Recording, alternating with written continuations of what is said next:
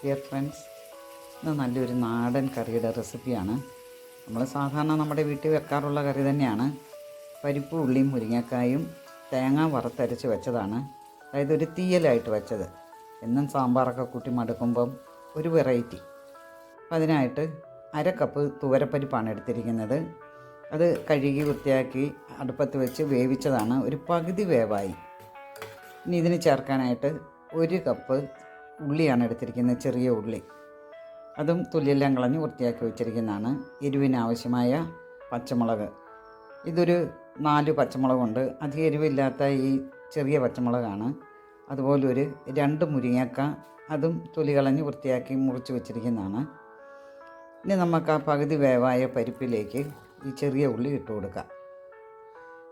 ഞാൻ പച്ചമുളക് മുറിച്ചത് കൂടി ഇട്ട് കൊടുക്കാം. വലിയ പച്ചമുളകാണ് 2 എണ്ണമൊക്കെ മതിയാവും, എരിവുള്ളതാണെങ്കിൽ. ഇനി മുരിങ്ങക്കായൂടെ ചേർത്ത് കൊടുക്കാം. നമുക്കിതൊന്ന് ഇളക്കി യോജിപ്പിച്ചിട്ട് ഒന്ന് മൂടി വെച്ച് ഇനി വേവിച്ചെടുക്കണം. ആ പരിപ്പ് നല്ലതുപോലെ വേവണം. നമുക്കൊന്ന് മൂടി വെച്ച് വേവിക്കാം. ഇത് കുക്കറിൽ വെക്കണേ വെക്കാം. ഞാനിങ്ങനെ പെട്ടെന്ന് പരിപ്പ് വേവുന്നതുകൊണ്ടാണ്. ആവശ്യത്തിന് ഉപ്പും ചേർക്കാം. തുവരപ്പരിപ്പായതുകൊണ്ട് മറ്റു പരിപ്പുകളെപ്പോലെ വലിയ വേവില്ല. നമുക്കൊന്ന് ഇളക്കി യോജിപ്പിക്കാം. ഇനി ഇതിന് വറുത്തരയ്ക്കാൻ ആവശ്യമായ തേങ്ങ, ഇത് 1 കപ്പ് തേങ്ങയാണ് എടുത്തിരിക്കുന്നത്. നമുക്കൊരു കുറച്ച് വെളിച്ചെണ്ണ ഒഴിച്ചതൊന്ന് വറുത്തെടുക്കാം.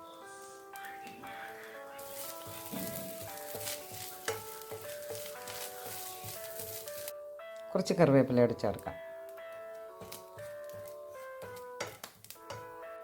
1 ടീസ്പൂൺ മല്ലിപ്പൊടി ചേർക്കാം. 1/2 ടീസ്പൂൺ മുളക് പൊടി ചേർക്കാം. ഇത് നല്ല എരിവുള്ള മുളകാണ്. ഒരു 1/2 ടീസ്പൂൺ മഞ്ഞൾപ്പൊടിയും കൂടി ചേർക്കാം.